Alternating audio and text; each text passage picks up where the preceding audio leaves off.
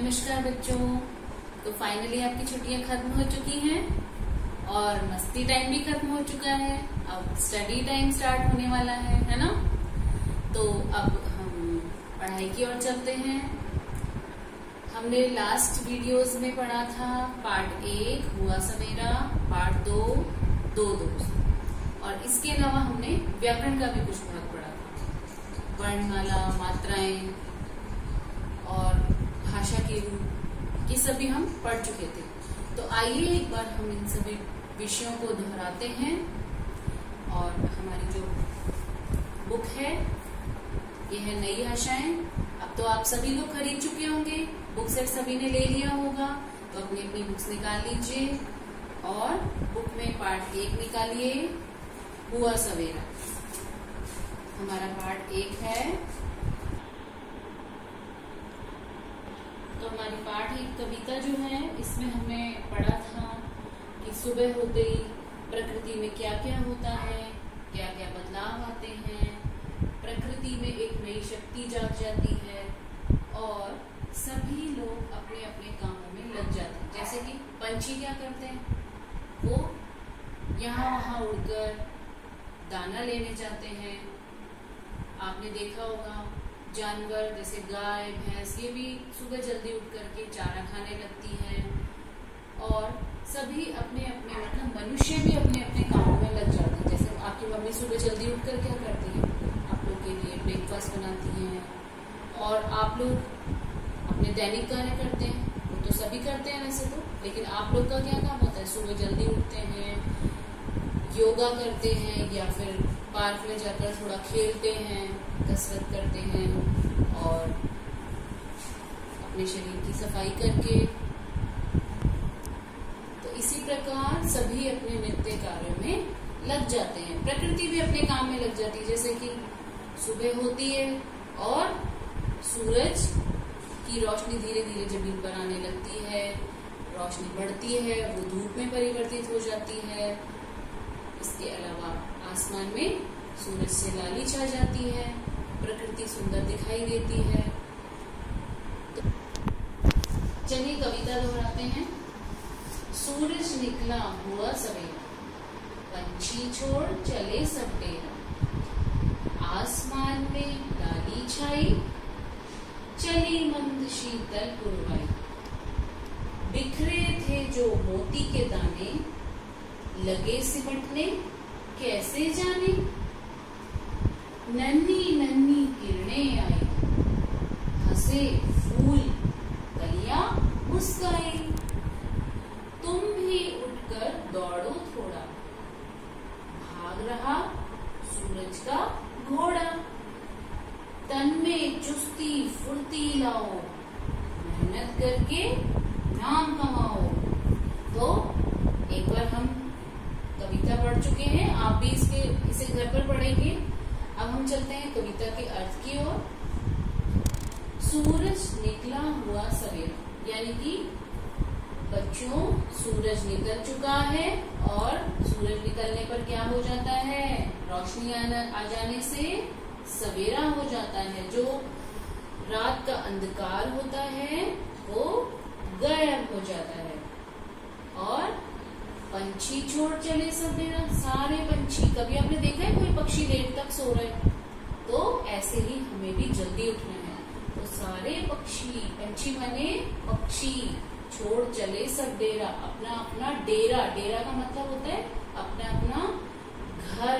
और पक्षियों का घर कौन सा होता है, घोंसला। तो पक्षी अपना अपना घोंसला छोड़कर जा चुके हैं। कहाँ जा चुके हैं, अपना अपना दाना लेने, है ना। आसमान में लाली छाई, और जैसे ही सूरज अपनी रोशनी धरती पर बिखेरने लगता है, आसमान कैसे रंग का हो जाता है, लाल रंग का हो जाता है। तो सूरज के निकल जाने से आसमान लाल रंग का हो गया है। कभी भी आप जल्दी उठकर देखेंगे, सुबह जल्दी का जो सूरज होता है वो कैसे रंग का होता है, लाल रंग का होता है। इसलिए आसमान कैसा दिखता है, लाल दिखता है। चली मंद शीतल पुरवाई, और क्या चलने लगी है? मंद मतलब धीमी। मंद का क्या अर्थ है? धीमी। और शीतल, शीतल का अर्थ है ठंडी ठंडी। पूर्वाई पूरब दिशा की ओर से आने वाली हवा। अब वो हवा पूरब दिशा से क्यों आ रही है? क्योंकि सूरज कहाँ निकल रहे हैं? पूरब दिशा में।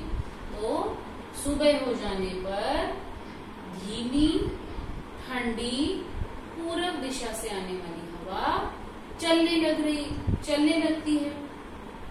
और जब ये हवा चलती है तो क्या होता है? इसके अलावा प्रकृति में और क्या क्या बदलाव होते हैं हम अगले पैराग्राफ में पढ़ते हैं, अगले पद्यांश में पढ़ते हैं। बिखरे थे जो मोती के दाने। अब प्रकृति जब हम सुबह देखते हैं, पेड़ों को देखते हैं, घास को देखते हैं, या बाहर खुले में रखी हुई किसी भी वस्तु को देखते हैं, तो उस पर कुछ ओस की बूंदें छा जाती हैं। और वो कैसे दिखते हैं? सूरज आने पे ऐसे लगता है जैसे कोई मोती के दाने हो, क्योंकि वो चमक रहे होते हैं। अब जो मोती के दाने यानी ओस की बूंदें, मोती के दाने किसे कहा है? उन ओस की बूंदों को जो रात में हमारे पेड़ पौधों पर, प्रकृति पर छा गई हैं। सूरज आ जाने पर क्या होता है? वो जो दाने मोती के बिखर गए थे, ओस की बूंदें जो बाहर प्रकृति पर आ गई थी, वो लगे सिमटने। कैसे जाने? वो सिमटने लग जाते हैं। सिमटते कैसे हैं? सूरज की रोशनी उन पर पड़ती है और वो धीरे धीरे ओस की बूंदें वहां से गायब होने लग जाती हैं। अब गायब कैसे होती हैं? क्योंकि जो ओस की बूंदें हैं उनका पानी भाप बनकर कहाँ चला जाता है? हाँ, बादलों में चला जाता है। वो गायब हो जाता है, उड़ने लगता है वो भाप बनकर, है ना? नन्ही नन्ही, नन्ही नन्ही मतलब छोटी छोटी, नन्ही नन्ही किरणें आई। अब किरणें कहाँ से आ रही है? सूरज से आ रही है। तो नन्ही नन्ही किरणें आई सूरज से, छोटी छोटी किरणें निकलने लगी। और कहाँ पड़ रही हैं वो किरणें? पृथ्वी पर पड़ रही हैं, प्रकृति पर पड़ रही हैं। तो हंसे फूल कलियां मुस्काई। और जैसे ही सूरज की रोशनी, सूरज की किरणें हमारी इस प्रकृति पर पड़ रही है, तो क्या हो रहा है? फूल और कलियां मुस्कुराने लगते हैं। क्योंकि रात हो रही होती है तो फूल थोड़ा सा मुरझा जाते हैं। कुछ फूल धूप के समय ही खिलते हैं।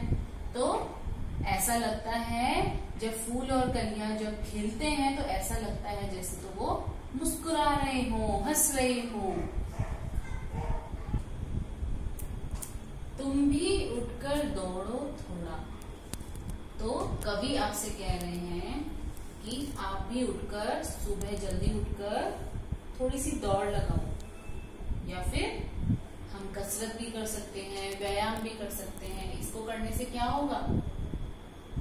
हाँ, इसको करने से हमारे शरीर में चुस्ती और फुर्ती आ जाएगी। हमने पहले भी पढ़ा था इस कविता में कि कसरत, योगा, व्यायाम या फिर दौड़ लगाने से हमारे शरीर में चुस्ती और फुर्ती आती है और हम हर कार्य को बहुत अच्छे तरीके से कर पाते हैं। भाग रहा सूरज का घोड़ा, तो आप भी उठ करके जल्दी से दौड़ लगा लीजिए, क्योंकि जो सूरज का घोड़ा है वो भाग रहा है। अब जब हमें दौड़ लगानी होती है या कसरत या योगा करना होता है तो हम कब करते हैं? सबसे अच्छा टाइम होता है सुबह का।